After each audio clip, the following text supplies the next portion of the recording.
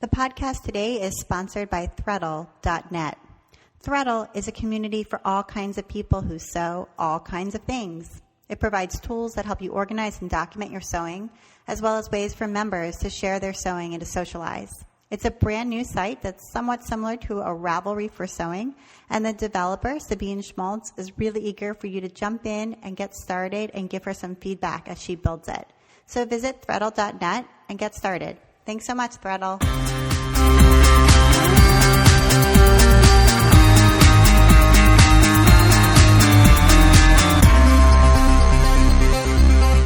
Welcome to episode 54 of the While She Naps podcast. I'm Abby Glassenberg. Today we're talking about crafting in community with my guests, sisters Kaari and Molly Meng. Kaari Meng is the founder and owner of French General, a shop and workshop space on Riverside Drive near Dodger Stadium in Los Angeles. Kaari and her husband Jay-Z have written, styled, and photographed 6 books over the past 10 years, including French-Inspired Home, Treasured Notions, Home-Sewn, Handmade Soirees, and their latest book, due out this fall, A Year of Jewelry. Kaari also designs a line of quilting fabric and patterns for Moda, a line of interior fabric for Fabricut, a collection of steel rule dies for Sizzix, and embroidery floss palettes and samplers for Cosmo Floss. Kaari collaborates with friends and family every year, organizing a 3-day craft event called Art of Craft, which is a long weekend of crafting, community, and creativity. This year, Art of Craft will be held in Santa Paula, January 22nd to 24th. In their spare time, Kaari and Molly, her sister, and their mom, and a friend named Mogul, take groups of women to the south of France to an 18th century chateau and pretend to live like rural French women. Kaari Meng, welcome. Hi, Abby. Hi, it's so great to have you. Thank you. Nice to be here. And Molly Meng is an artist, teacher, storyteller, and designer, and the owner of a greeting card company, 8mm Ideas. Her work is inspired by ephemera of all sorts and the real or imagined history that exists within these random items. With vintage paper, old notes, random photographs, and antique books, Molly creates a fictional history to fit every emotion. Her greeting card line can be found in shops around the world, while her one-of-a-kind mixed media collages are located in both shops and numerous private collections around the U.S. Molly keeps an art studio in downtown Los Angeles, together with Robert Mahar. It's called Meng and Mahar Studio, and they hold workshops there twice a month. Molly Meng, welcome. Hi, Abby. Thanks for having us. This is so fun. Yeah, and I just want to note that Molly and Kaari's voices are very similar because they are sisters. So we apologize in advance for confusion, and we'll try to be as clear as possible as to who's talking. I also want to say that I met Kaari in person at Craftcation in March, which was really wonderful. That's right. Yeah. One of my favorite events. It was. I love it. Yeah, it was so super, and it was great to meet you. So I want to talk a little bit, just to start out, about your parents and your household growing up. You grew up in Palos Verdes, California, in a pretty big family, it sounds like. So besides the two of you, how many other siblings do you have? There are 5 of us total. So okay. Lisa, Kaari, Michael, John, Molly, the grand finale. So Molly, you're the baby. Yeah. And we do that list so often. You know, I think today because people don't necessarily have 5 kids, so it seems like a lot, you know, when we're all together. And people are like, what's that list again? So I will say that your parents have the best names as a couple. They're Kick and Dick. Like, that's the best. I just love it. I wish my name rhymed with my husband's name because that would really. I know. Isn't that funny? You get that, I think, is after 50 years of marriage. Yeah. Exactly. What's happening. Yeah. So what did they do professionally when you guys were little?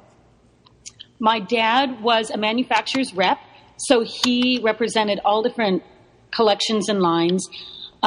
He, I think, started with George Jensen silver jewelry back in the 60s. Mm-hmm. So, you know, of course, we each have a couple good old samples of Jensen jewelry. Through the years, he moved, eventually doing tabletop. So crystal and flatware, beautiful French flatware and anything to set the Anything table. tabletop. Yeah, exactly. So there was definitely a lot of design influence from, I think, my dad, because he, from a very early age, was kind of smitten with good design. Yeah, and then Kik has a real specific view of design in her everyday. So especially as the kids left, the house just changed drastically into this beautiful, kind of old, comfortable, yet incredible designs. Mom has this whole blue and white thing going on in the living room with this mustard yellow. Yeah. So they both. Mom brings more of the primitive element, the kind of the antique, the beautiful old, and Dad's is a little more clean, modern. Danish. It's so true. Yeah. So it's so true. I mean, and it's interesting. Only now, when we're asked about it as adults, do I realize how much of that design was going on all through our childhood. Yeah. So was your mom working, or was she home with you guys? She's at home. She raised us. Yeah. She raised us completely. Crazy as it was. Yeah. My mom did the same. Yeah, exactly. But, 2 meals a day. But now Abby, she says, I wish I'd had 5 more. You know, she now looks back on it, wishes she had 10 kids. Aww. Yeah. Nice. We're very close, and we've got an amazing, creative, supportive family that everybody kind of does their own thing, but everybody's we all come in the together. Arts. Yeah, we come together really well. We get asked a lot, and we're always kind of uncomfortable with it because it means acknowledging something good about us. But we get asked a lot. Oh my God, how did all your siblings end up in creative fields? Like, you're all in these incredibly creative fields, and don't you get asked that a lot? Yeah. What do the other siblings do besides the two of you guys? Lisa is an amazing seamstress, but basically she also teaches a lot of our aromatherapy and natural home and body scent classes. So she kind of learns as she goes and becomes a real master at everything she does. My brother Michael is a beekeeper, but he's also an amazing carpenter. Amazing woodworker. Right. My brother John is a painter. And also an incredible woodworker. Incredible pieces, So, and everybody kind of practices what they do daily, which is nice. Yeah, absolutely. Absolutely. Yeah. That is really cool. Yeah, that's a really creative family. That's really neat. So I want to talk a little bit, because I think we should start with sort of the birth of French General. I feel like French General in some way is kind of a neat hub, and I want to hear its story. So let's start there. This was maybe 18 years ago, somewhere in there. And Kaari, you had just become You had just become a mother, right? You had just had a baby girl. And so what was sort of the initial seed of an idea for French General? So I think having like an empty little barn in the backyard was probably the seed. I kind of loved this concept that there was an empty space behind my house that I could convert into anything I wanted. So I really started with, well, what do I want? Like, when I walk out into my barn, what do I want to look at? What do I want to touch, smell, like really kind of enjoy? Because this is going to be my private world. So I think originally it was built out of me just wanting to surround myself with my favorite things. Yeah. And so we were going to France, and we started bringing back treasures from France. Would fill this tucking them into our suitcase and like our pockets on the plane and that type of thing. Like, this incredible set of, silver spoons, or pottery or textiles. Yeah. So we'd fill the taxidermy, barn up, and then we'd have this one-day sale. And after about doing this 4, 5, 6 times, Molly's like, all right, dude, it's time to get serious. Put this down to the city and actually make a go of this. And I was were you guys in New York at this time? Yes, we both lived in New York. Yeah. Okay. Kaari had been there for, at that point, maybe 10 years? Yeah, I was going to say 10 or 12 years, and I'd been there maybe 5 years at the most, something like that, 4 years. Kaari had asked me to come out and kind of manage her jewelry business so she could have Sophia. And then we moved into the store just after that. But I was just going to say, off topic maybe. Back to what it kind of inspired you. I think another thing was a way to find tell me. Yeah. Please. Well, you had said this actually. That's why it came out. Kidding. A way to hang out with Sophia and stay home with Sophia, but at the same time still have an adult kind of interaction on a regular basis where things were happening and exposing Sophia to that life. I think that was an important part of definitely what started that. Yeah. Because Abby, like when you have kids, all of a sudden, I mean, there's that, you want to stay home and raise them, but I also didn't want to go brain dead. I also realized that there would be a lot of downtime, a lot of naps or, kids at parks or something. And I thought, I got to keep myself busy. Yeah. So it was a way for me to kind of start a home business. Yeah. Right. So you had this barn and then you decided, okay, we've had these sales, we're finding some success. It's fun. We're going to get serious. So what did get serious mean? So getting serious meant in all kinds getting of down to New York City, getting down to Manhattan, walking the streets for weeks on end until a friend of mine said, hey, I saw this for rent sign over on Crosby Street. So Crosby Street is like the back alley to Broadway downtown in Soho. So it's still a cobblestone street, I think. It's still an old brick street. It is. And but the stores have changed quite a bit.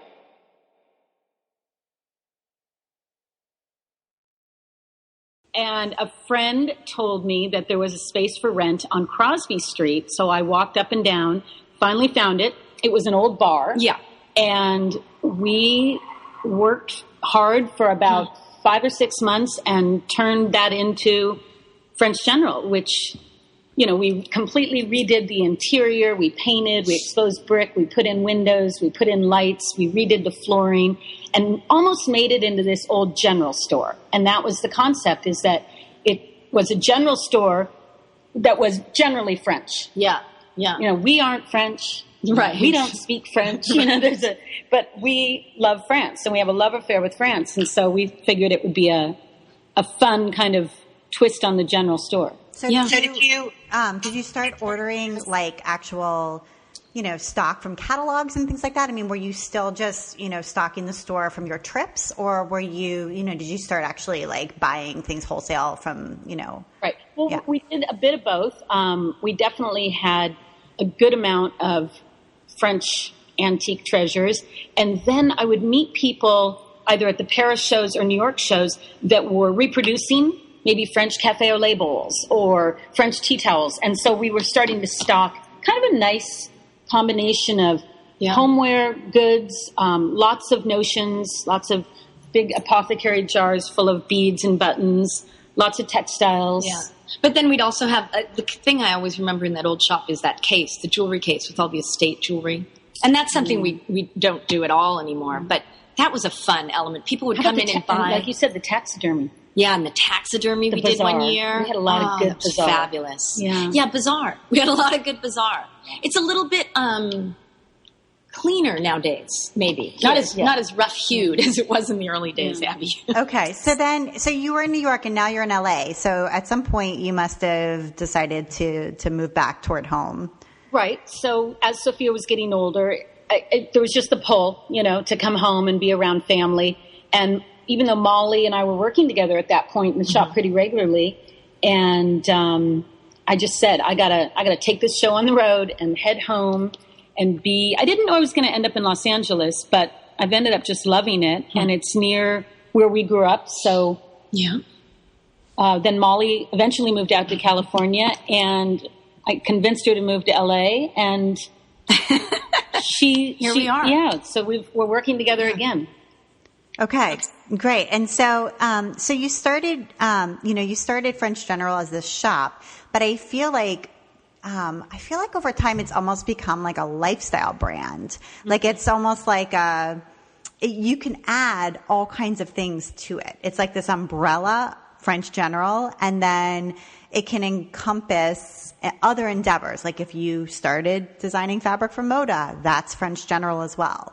Right. And if you're going to, offer workshops, those are French General workshops. And if you're going to start designing dyes for Sizzix or wherever you're going to go, it kind of fits under that. Although I'm sure there are certain people who assume French general is like Napoleon and don't quite understand like it's a general story and like what it meant. Right. But do you feel overall like that was kind of a good move to sort of choose this name that could be many things? Yes. And I also think that when we left New York, I made a conscious decision to build a brand, and that was a commitment. And so once you commit like that, like there's no looking back if you really want to build a brand. So I knew that, we had to stay with, certain color palettes and certain ideas and concepts and not veer too far off of that, because it became a comfort level for many people. And they really related to, the look of the textiles, Absolutely. the feel of the workshops, kind of the energy of what the French General brand is. So it's a commitment. I got a chance to sit down with the founder of Threadle.net, the sponsor of today's show, Sabine Schmaltz, to hear a little bit more about the site. Where do you live?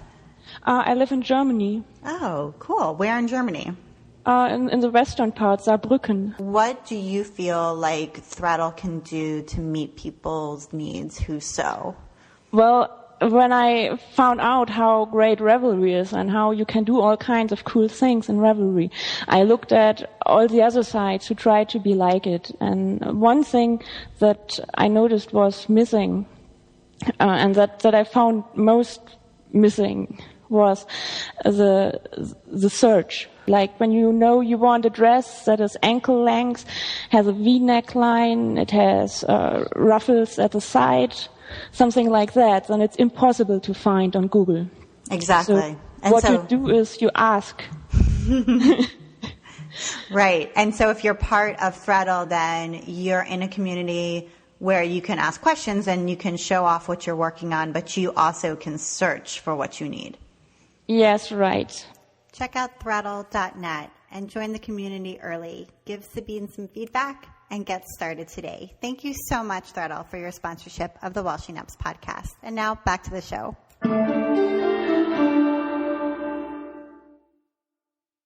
You carry what you design Pretty much the shop, and then you find things on your trips that you're bringing back. And is that pretty much the inventory?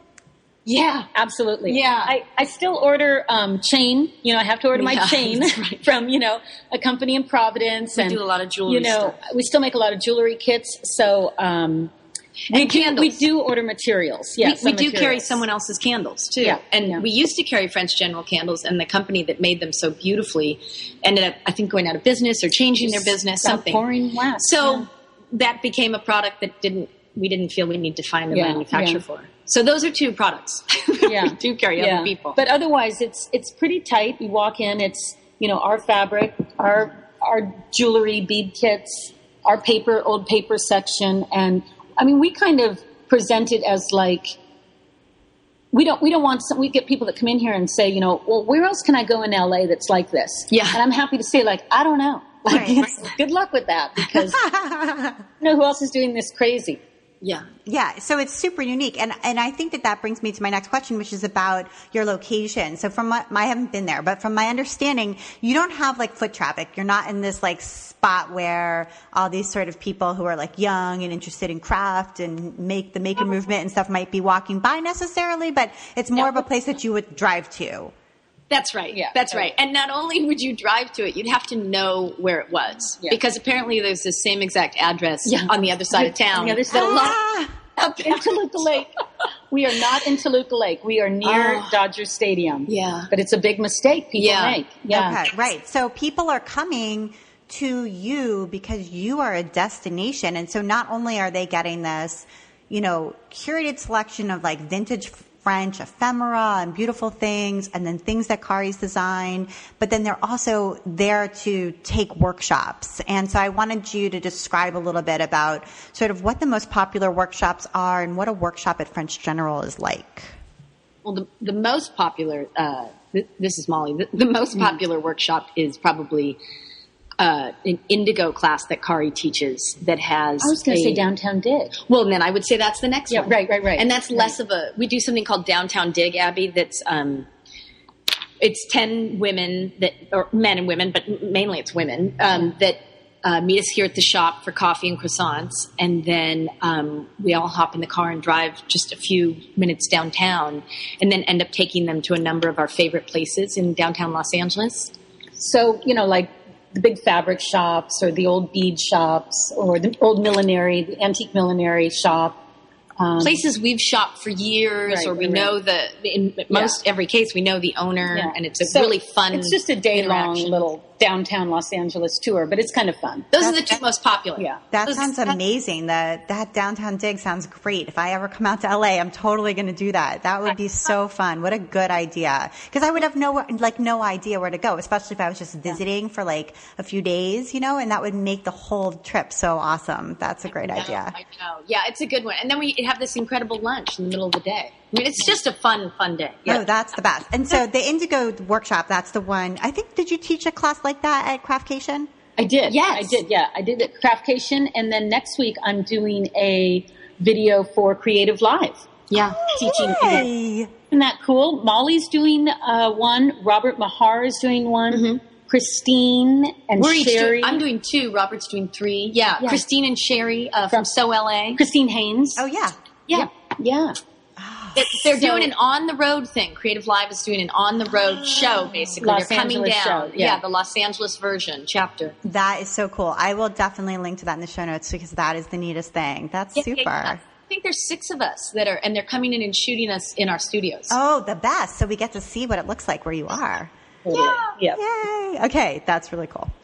Okay, so do you feel like, and I know, Molly, that you have a separate studio with Robert Mahar, who we were just talking about, who's also been a guest on the While She Naps podcast in the past, and that's called Meng Mahar, where you teach workshops as well. So do you guys feel like there's a resurgence of interest in like a hands-on workshop as an experience? I mean, you've been in this business for some time now and probably seen ebbs and flows. Like, is it flowing? Workshop wise? Yeah, definitely. I think you're right. It comes and goes. Yes. And we've definitely been there for the highs and the lows. And it's become more challenging because there's more players in the field. That's right. Which on one hand is great because then everybody starts taking workshops and they start flowing between all the different spaces. But on the other hand, it really has to keep us on our toes, and we have to be kind of very innovative and smart about what we're putting out there because they could probably go to 3 or 4 or 5 other places and learn something very similar. And that's everything, I'd say, from the experience, the place that you're having it, so the experience of where you're having it, to the class itself, to the techniques you're learning, to the actual way it's kind of packaged. Let's say your kit. Like, I think it's really specific ways to break it down. Ways to break it down if you want to hold workshops. Yeah, I feel like the most unique workshop that you guys do, obviously, is not just a workshop, but is a whole experience of taking women or men and women, I'm guessing, but it's probably mostly women. It's just women. Oh, it's only open to women. Okay. If you're going towards another country, it's just women. It's all women. Okay. So taking women to France with you. And I want to talk about sort of the love of France, because as you said earlier, you don't speak French necessarily. You're not from France. Right. And so, Kaari, you were introduced to sort of French culture through a college roommate named Dominique. That's right. And when you're at the University of San Francisco, is that when you met her? That's right. That's right. Okay. She was my roommate, and so I would start taking trips over to Paris and just felt like I knew it before I even knew it. And it just felt like one of those cities that just feels like home. And having, such a great friend there, and a house there. Such a great introduction. It was like home. So my mom had always been a big Francophile as well. So her and my dad used to go, or they still do, but down to the South quite a bit. Every year. So for my mom's 60th birthday, I'm like, all right, Mom, let's go to France. I'll take you all over. So we went all over the South and Provence and all different little villages and some of the beautiful villages along the Mediterranean. And then back up into Paris. Were we shopping for French General at that point? We had been, yeah. So Kaari and I had been going on over for a couple years at a time, Abby, buying product, and And so combined with that, and then Mom and you doing this. It just became an easy place to go. I mean, it's really comfortable. When we land in Toulouse, we're like, all right, we're home. You know, it just, and I think you get that after going to, you know, the same country for 20, 25 years. But I don't know. I think to have the business based around a country I love was something that I got really lucky with. Yeah. Yeah. And so your husband is from San Sebastian, Spain. Is that right? That's right. Right. So when you would go to his family, you had the opportunity to sort of go over the French border and into France as well. Yeah. 15 minutes from San Sebastian, you're in France, and then you're in Saint-Jean-de-Luz, Biarritz, and then from there you just can shoot up to Toulouse in about 4 hours. So it was a very convenient way for me to get off the beach. Get off the beach and go have adventures. Yeah. So what was the first idea? I mean, obviously you guys were together, we're going and picking out things and bringing them back. But when was the first idea that you were like, let's bring people? I mean, were people saying, can we come with you? Right. Yes, of course, Abby. Because I want to come with you. All the time. And the idea of that, I think, originally really turned me off. I was like, totally. Tour guide? Like, no, I'm not going to take people to France. But then I think the desire, this overwhelming desire to live in a chateau just got the better of me. I want to live in one of these antique, you know, big, beautiful homes and just live in it and feel what it's like to live, you know, next to walls that are, you know, 400, 500 years old. So I realized the only way I could do that was to write a program. And to sit down with, you know, Molly and Molly and Kit, figuring out how we can do this. And then Mogul came along because she was a guest on week 1. And I saw her, you know, organizing people to get on the bus in the morning. And I thought, right on. That's we exactly need that what girl I on need. our team. Yeah. We need that girl. Yeah. So that's how Mogul got wrangled. Right. So it's, you know, the concept lives and works and breathes because we're all in it, and we're all really involved in the planning, the organizing, and the breaking down of it. It works. Then you set it up again for the next year. What went wrong? What went right? How can we improve this program? We're kind of, the four of us are kind of like this big pinball, you know, machine. And so everything, you know, when something comes up, an idea or a thought or whatever, we sort of throw it off one, who throws it off the other, who throws it off the other. For each week we take 12 guests, and we usually go for about 3 to 4 weeks. Abby, here's the first thing they can do. They can go to our new website. Mm-hmm. Yay! After 15 years, we decided it might be time for, you know, a little an update, dusting and cleaning. So we've put a lookbook up on the website, a souvenir lookbook, so you can kind of browse through the pictures, see what we do. And then I always say, just send me a note to notions@frenchgeneral.com. And then we keep a running list of people that are interested. And once we have our dates and ideas all buttoned up, we send out an email to everyone on that list. And first come, first serve. That's terrific. And what are the days like? Like, what's it? I mean, obviously every day is going to be different because you're going to be traveling to different places. But are there like craft workshops and then like day trips? And, you know, how do you kind of structure, like, what can people expect for their days that they're with you?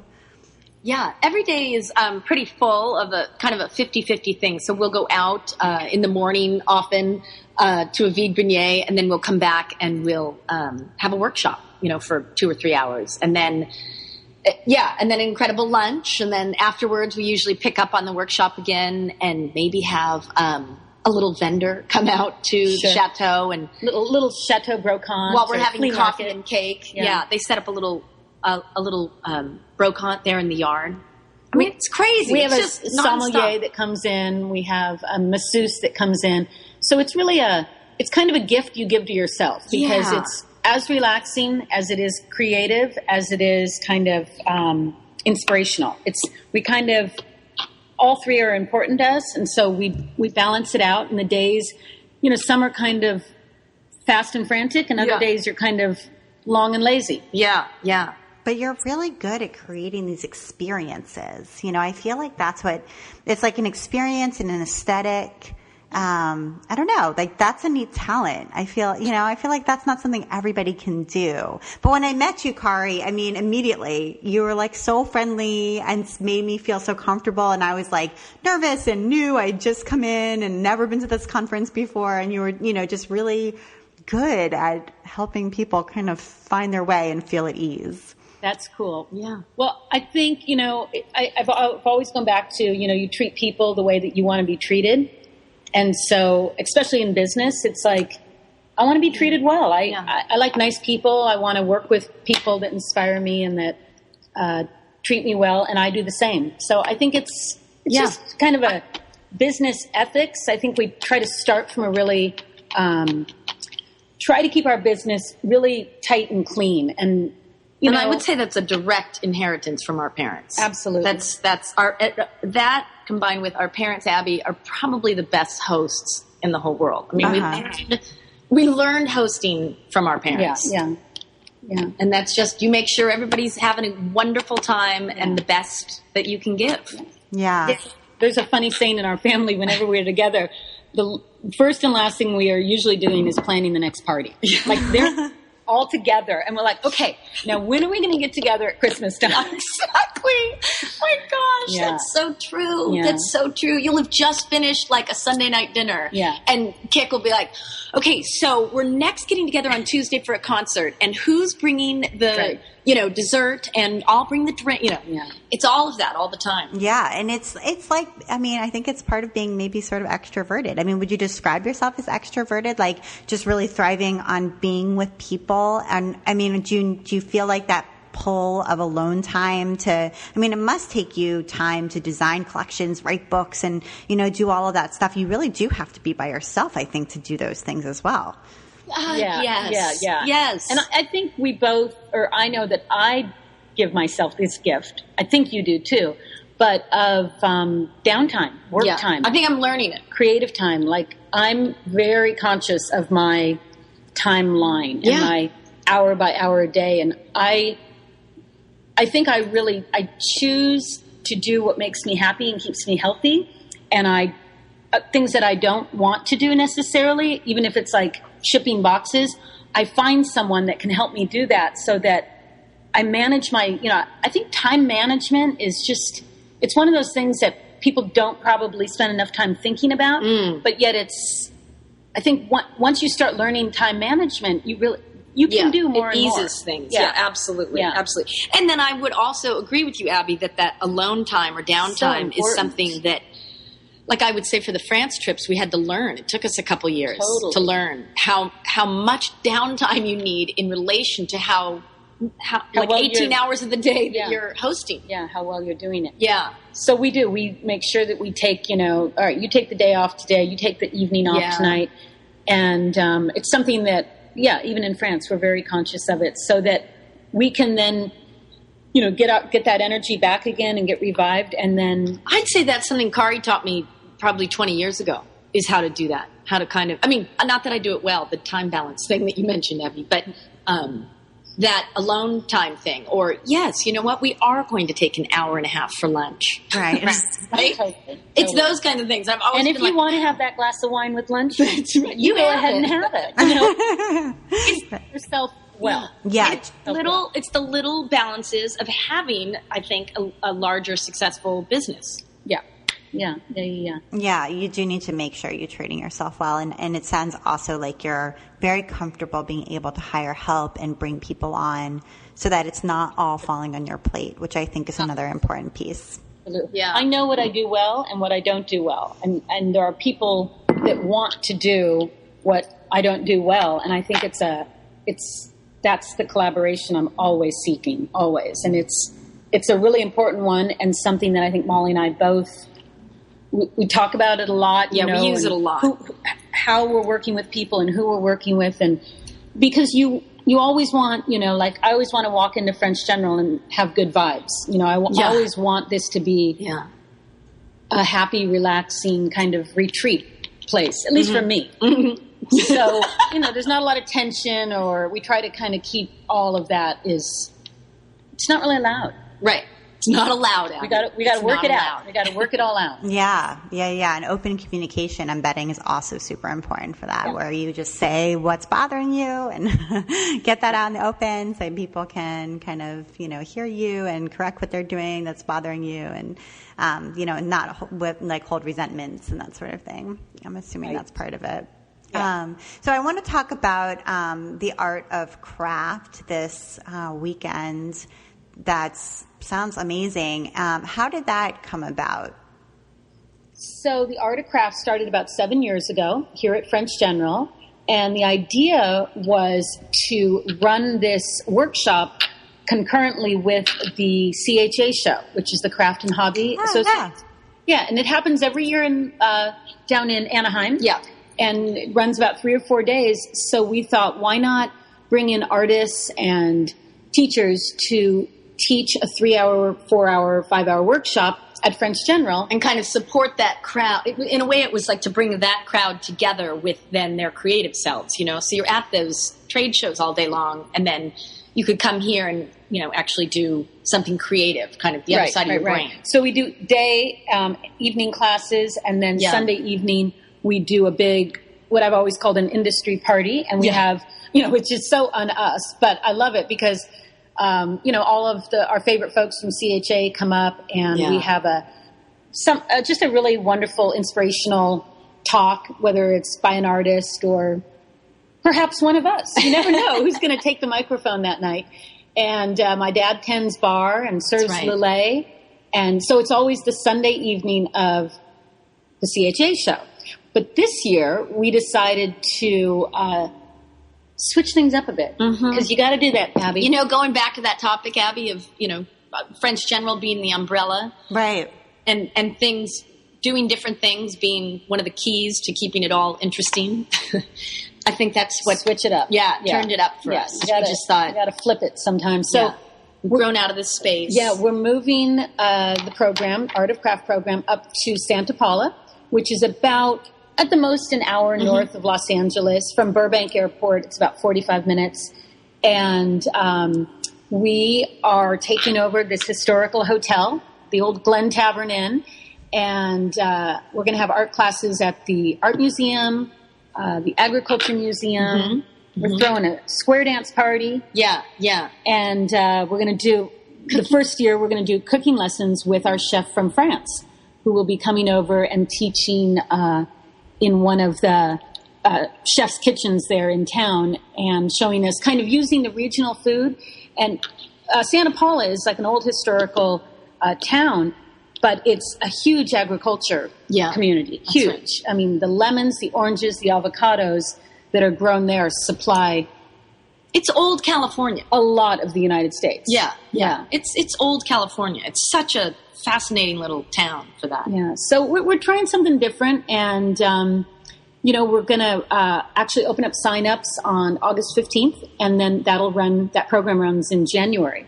Okay. So that sounds awesome, and it sounds like it would be worth traveling in for. But is it still the same weekend as CHA, or are you separate? Are you decoupling it? We're going to separate it because we got to have the party. So we're still doing the Sunday night party at French General. We're going to do it the weekend after CHA. Got it. Okay, so you're having the party, and then you're having Art of Craft separate in this bigger space where you can incorporate more things, and that sounds cool. Yeah. Yes. It'll be great, and we'll have just some fun, workshops and inspirational talks and surprise guests, and we're having a fun time planning it, and we're almost ready to go. So we're excited. Yeah. You guys are busy.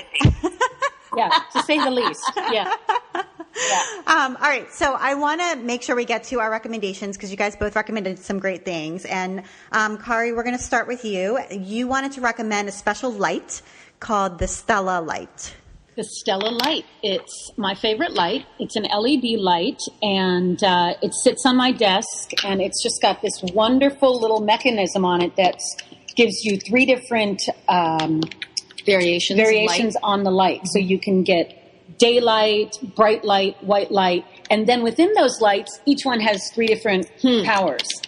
So it's a fun little light, and my friend Nathan has done a great job, showing it off at like the knitting shows and quilt shows. So I think everyone needs a Stella light on their desk. Is your friend work for them, or is he the inventor of it? Yes, he is. He's the designer and the inventor, and he's actually got there's a couple different Stella lights. So there's the desktop, the floor, and the clamp on to your desk or work area. And I hear rumor he might be coming out with some new ones too. So he's doing great innovative work. Yeah, and this sounds like it's good for like near the sewing machine, or if you're going to be doing hand stitching or embroidery or that sort of thing too. Such an incredible light, Abby. It's ridiculous. If you're not using it, Abby, you're not doing justice to your work. Okay, I got to get one. What a plug, right? That sounds like such a plug. What you'll see under that light, it's true. Your beadwork, your needlework, your I do a lot of beadwork and needlework under it. Yeah. Anyway. Okay, so the Stella Light, good. And Molly, you wanted to recommend Upworthy's daily email that they send out called the Upworthiest. Yes. I don't know how I got on it, but it happened a few years ago. And so I get one of their daily emails that has 3 or 4 topics, and they're all kind of current topics, but some have maybe made some rounds around the internet, but since I don't get on the internet a lot, directly to my inbox, it perks my day up. Mm-hmm. Even if I'm crying with happiness, it perks my day up. So I just love it. I like starting my day with, a positive little bit. Yeah. So are they like you click over and then read the rest of the story online? That's right. So it gives you a title, a topic. So you can choose from those 3, or you can read all of them. But it'll be things like, these 9 teachers were just given a certificate from the White House, and they were all here illegally originally, until this. And then you go to the story and read about how it's so inspirational. Right. Everything's so inspirational. You read about how they struggled being an immigrant, and then came and had this law, and it's wonderful stuff that I might not otherwise be exposed to. Yeah, nice. And I love good email newsletter. Like that's one of the things that I love the most. So it's great to hear of another one, and one that's daily that you actually enjoy and open and don't just delete. Exactly, Abby. Exactly. Okay, that's a good one. And Kaari, you wanted to recommend Alabama on Alabama, which is something that Natalie Chanin is working on. That's right. So they're calling it the Soul of the Modern South. It's being held in the Boiler Room at Heath, which is, Heath Ceramics in San Francisco. So I read this and I thought this described it perfectly. Refined, raw, and radical, the modern South connects place, people, process, and tradition in a way that cuts across geography and time. So it basically, it features one-of-a-kind work by Natalie Chanin, and there's also other, people involved in the show as well, photography, her work is beautiful. An artist. But what she's doing with quilts right now is just, it's amazing. It took my breath away. Yeah, it took my breath away. Wow. I don't know if I've seen her quilts. Like I know exactly what her clothing looks like, but I don't know if I've seen the quilts. So the same thing, Abby. I felt the same way. And so when I saw her work, it was just, it's incredible. Right. Is it that same like reverse applique, like hand stitched like on jersey? Is it that same kind of material, or is it totally different? It's totally different. Yeah. So, I think what she says she's doing, and I'm just reading this off of her site, but a vintage quilt, over-dyed with indigo, hand-embroidered, appliqued, and painted. Yeah. Oh, wow. Beautiful. Yeah, they're so cool. And it's funny because I had dyed a couple of my old quilts with indigo, and I keep looking at them, and then I saw her work. I'm like, well, she took it to the next level because then she worked on top of old work. It's just, I think it's something that just craft-wise that is really great to see. Yeah, and I guess it sounds like there's some images of it online so people can check it out if they're not going to be able to make it to the show. The show runs July 24th to August 23rd of 2015. So if you're out in that area, you can go check it out in San Francisco. Yeah, otherwise boilerroomsf.com shows all the quilts. Okay. Yeah. Awesome. So people can take a look. I want to go and see them. That sounds cool. Okay. So Molly, you wanted to recommend a podcast. I love podcasts. And the one you're recommending is one I've listened to in the past. That is awesome. And it's called Song Exploder. Yeah. And it breaks down songs by different artists and how they got to that sound. And I didn't even know I was that interested and fascinated until my husband, who does this kind of thing himself, recommended it to me. And when I listened to, once I started, Abby, I couldn't stop listening. Each song and each detail of the composer that created it. It's super fun. It's super fun. Right. So they have a musician come on in each episode, and they like play one of their songs that they've composed and written and everything, and then they sort of take it apart and they tell you like, you know, how they created each of the different parts of it and then layer it back together again. Right. And then they play you the song. Yeah. And then you love it in such a different way after that, because you see like all the artistic work that went into it. Completely. Yeah. Completely. The one I enjoyed so much was Game of Thrones, the composer for the Game of Thrones soundtrack. And it's fascinating to hear him talk about it. It's neat. And he's had, it's hosted by Hareshkesh Hirway. I think that's how you say his name. And he's had some like Bono was just on there. He's had some major guests. And speaking about email newsletters, so Song Exploder sends out an email newsletter. It actually just came today. It comes on Fridays. And it's really cool. So what he does is he gets different musicians to recommend songs that you should listen to. And you get maybe 3 or 5 every week in your inbox. And they're just songs that, you know, people you've heard of recommend that you check out. It's a great way to discover new music. And I just think that's kind of a brilliant structure for an email newsletter. Like, I could totally see a knitwear designer, you know, saying, I'm going to, you know, get a bunch of other knitwear designers and every week we're just going to recommend a pattern to you, or we're going to recommend a yarn to you, or we're, you know, whatever, like knitting needles or whatever it might be, or a website or an app or whatever. And that would be such a great newsletter. Every time I get it, I'm like, God, someone should do this. Excellent idea. Yeah, totally.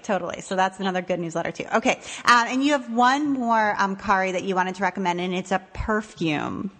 I know. I'm a big scent person, so I figured I'd throw in my favorite new scent.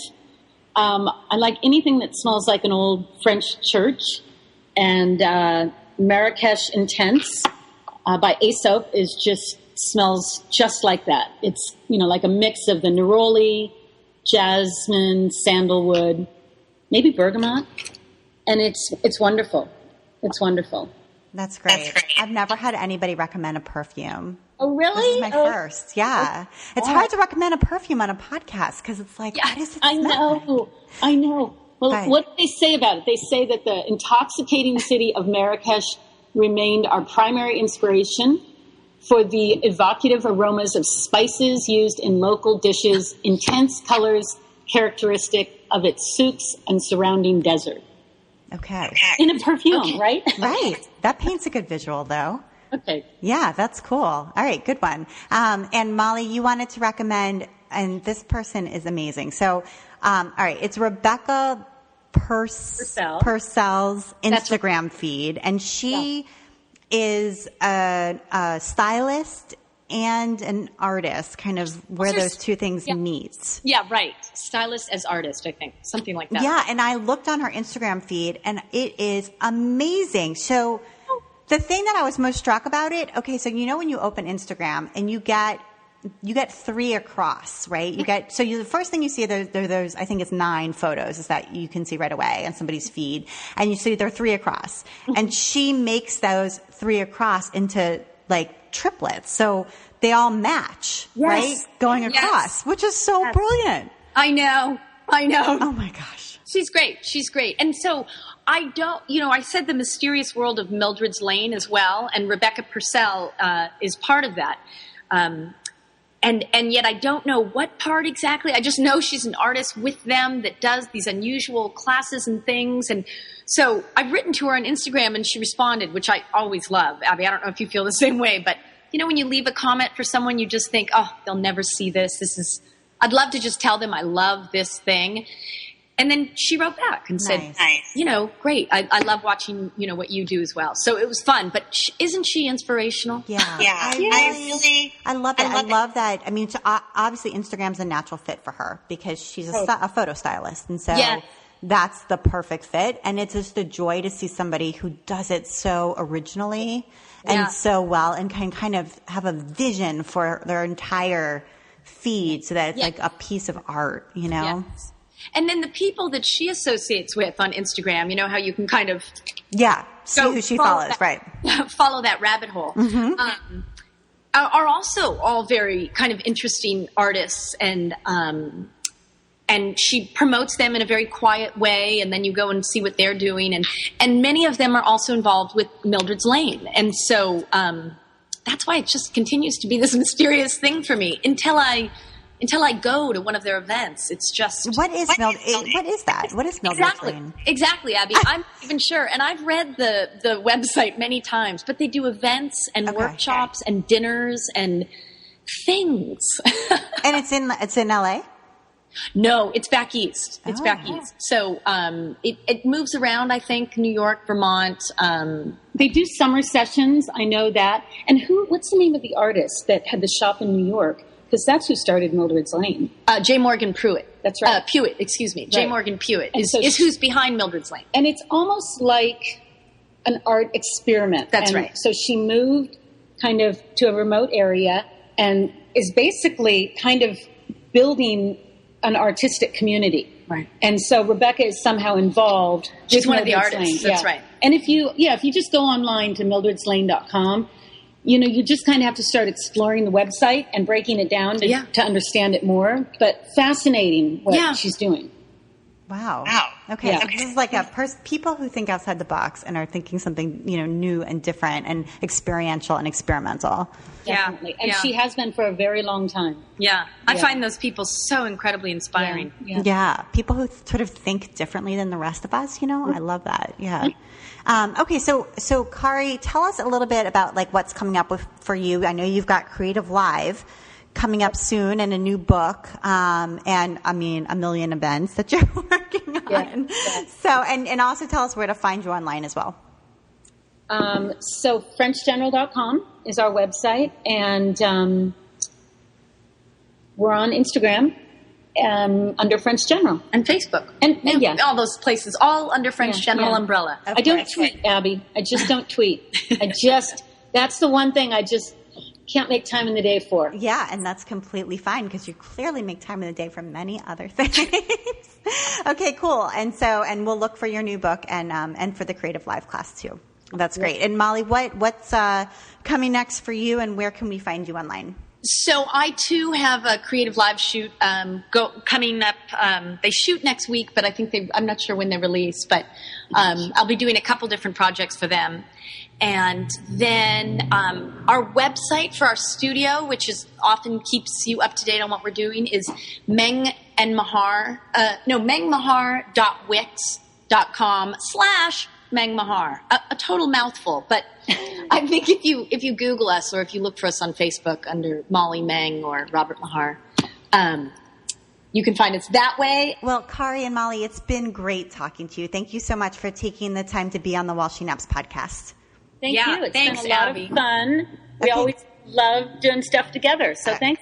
And thank you to our sponsor, Threadle.net. Go check them out and see what you think, and give Sabine some feedback. Thanks so much, Threadle, for sponsoring the show. And you've been listening to the While She Naps podcast. I'm Abby Glassenberg, and I invite you to visit my blog, whileshenaps.com, where you'll find helpful information for creative entrepreneurs, as well as tutorials and patterns for making stuffed animals and dolls. If you enjoy the show, tell a friend about it. Thank you so much, and I'll see you next time.